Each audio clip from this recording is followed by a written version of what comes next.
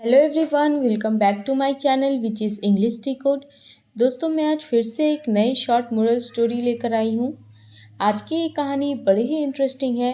इस कहानी के माध्यम से मैं आपको बताऊंगी कि कैसे आप इंग्लिश स्टोरी को पढ़कर हिंदी कर सकते हैं, उसे अच्छे से समझ सकते हैं। इस स्टोरी के माध्यम से मैं आपको बताऊंगी बहुत सारे इंग्लिश के वर्ड्स और साथ ही कुछ स्ट्रक्चर्स बताऊंगी जो कि बहुत ही इम्पॉर्टेंट है। तो चलिए बिना किसी देरी के शुरू करते हैं। देखिए, सबसे पहले देखते हैं हमारी स्टोरी का टाइटल जो कि है द कैमल्स लेसन। क्या हुआ इसका मतलब? देखिए, लेसन का मतलब होता है पाठ या सबक और कैमल का मतलब होता है ऊँट।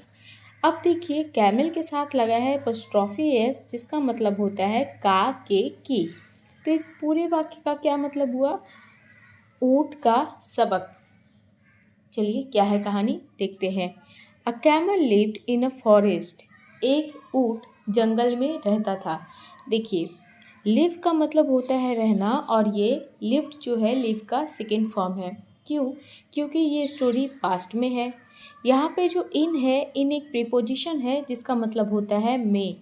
तो एक ऊँट जंगल में रहता था। He had a very bad habit of teasing and insulting other animals for their appearance. देखिए, he had a very bad habit। क्या हुआ इसका मतलब? उसकी एक बहुत बुरी या फिर बहुत खराब आदत थी।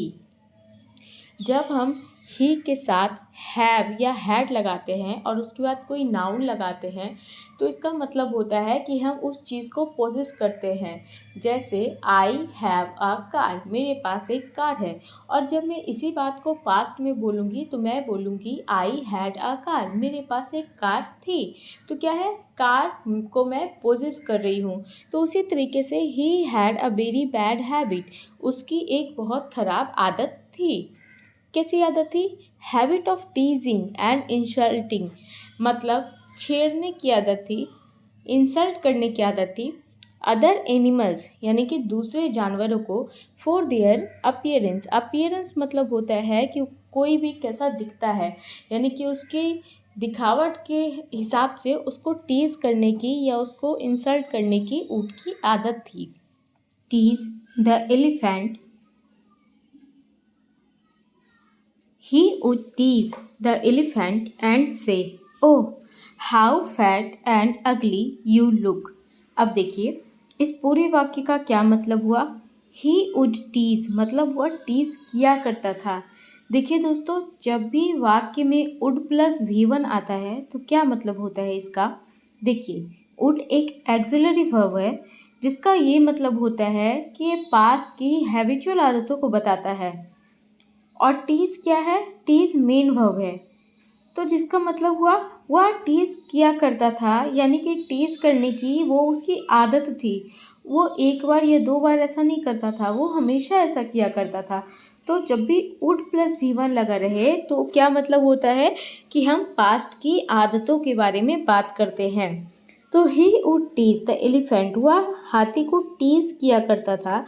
एंड से कहा करता था, ओह हाउ फैट एंड अगली यू लुक, कितने मोटे और कुरूप तुम दिखते हो। अगली का मतलब होता है कुरूप, जो कि ब्यूटीफुल का ऑपोजिट है।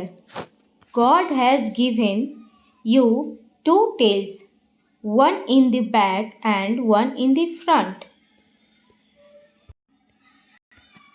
क्या मतलब हुआ इसका? गॉड हैज़ गिवन मतलब भगवान ने तुम्हें दिया है।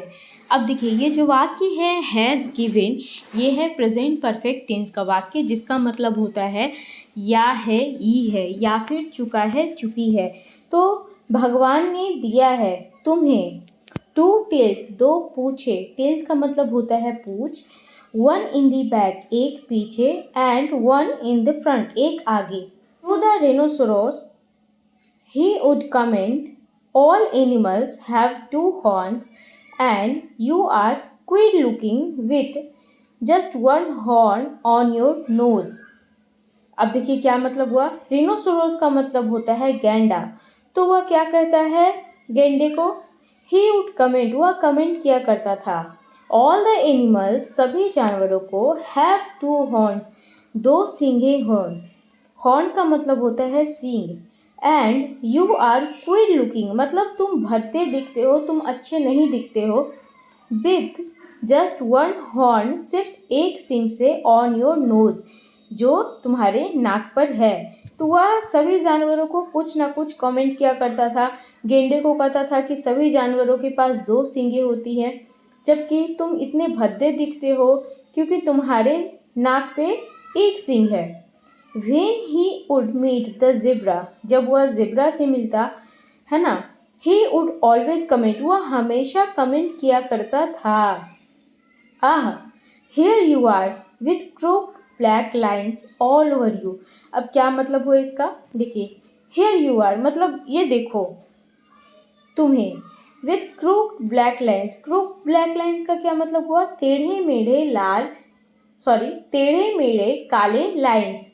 क्रूक का मतलब होता है टेढ़े मेढ़े। तो वह क्या कहता था जेब्रा को, ये देखो तुम टेढ़े मेढ़े काले लाइंस के साथ हो। ओवर यू मतलब तुम्हारे पूरे शरीर पे टेढ़ी मेढ़ी काली लाइंस बनी हैं। What is the use of them anyway, आखिर इसका इस्तेमाल क्या है। एनीवे का मतलब आखिर, तो आखिर इसका इस्तेमाल क्या है। All the animals field bad at this, सभी जानवरों को इससे खराब लगता था, खराब महसूस होता था। फील्ड बैड का मतलब खराब महसूस होना। वन डे एक दिन a frank monkey meet the camel and said. अब देखिए फ्रैंक का क्या मतलब होता है, फ्रैंक का मतलब होता है जो बिना डरे स्पष्ट रूप से उसके मन में जो है वो कह देना। तो one day a frank monkey meet the camel, camel से यानी कि ऊंट से मिला, एंड सेड कहा, oh mister camel where are you going with that ugly hunk on your back. अब देखिए जो मंकी था वो क्या था, फ्रैंक था, यानी कि स्पष्ट रूप से बिना डरे बिना संकोच किए कह देता था। तो उसने कैमल से कहा, वेयर आर यू गोइंग, तुम कहाँ जा रहे हो। With that ugly hunk on your back. अब देखिए अगली हंक का क्या मतलब हुआ। सबसे पहले तो मैंने आपको बताया कि अगली का मतलब कुरूप होता है जो कि ब्यूटीफुल का ऑपोजिट है, और हंक का मतलब क्या होता है, कुबड़।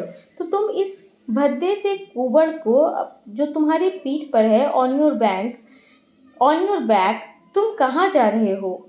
Look at your long and crooked neck on such a small body. Look at मतलब देखो, लुक एट का क्या मतलब होता है, देखना। तो look at your long and crook neck मतलब तुम्हारे लंबे और टेढ़े गर्दन को देखो। On such a small body इतने छोटे से शरीर पर।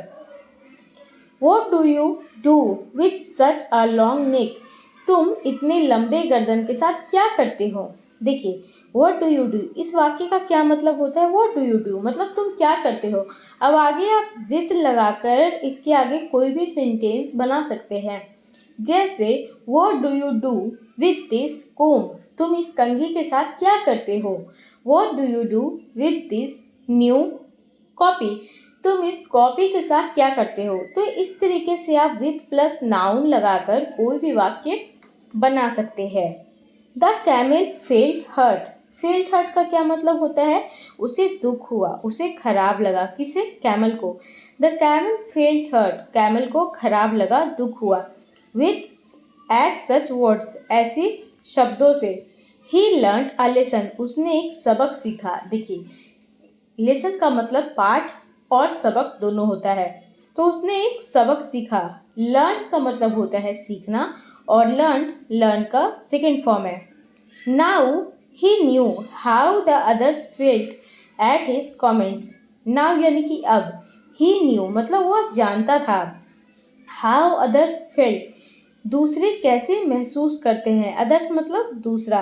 तो अब वह जानता था कि दूसरे कैसे महसूस करते हैं, एट हिज कॉमेंट्स उसके कॉमेंट्स से। So he stop that bad habit from that day itself, इसलिए सो का मतलब होता है इसलिए, ही स्टॉप्ड उसने रोक दिया, दैट बैड हैबिट उस खराब आदत को, फ्रॉम दैट डे इटसेल्फ उसी दिन से। डे इटसेल्फ का क्या मतलब हुआ, उसी दिन से। दोस्तों ये थी आज की कहानी। यदि आपको इस कहानी से कुछ सीखने को मिली हो तो प्लीज़ इसे अपने दोस्तों के साथ शेयर कीजिए। मेरे चैनल को सब्सक्राइब कीजिए। आज के लिए बस इतना ही, मिलते हैं नेक्स्ट वीडियो में।